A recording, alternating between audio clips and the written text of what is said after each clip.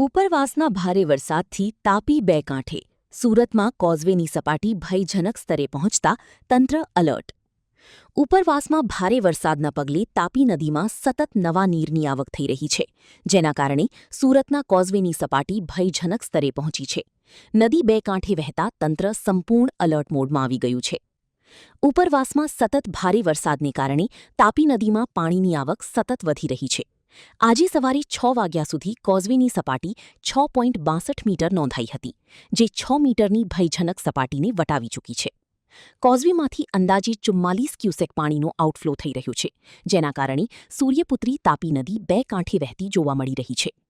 Report Bhavish Trivedi, Surat.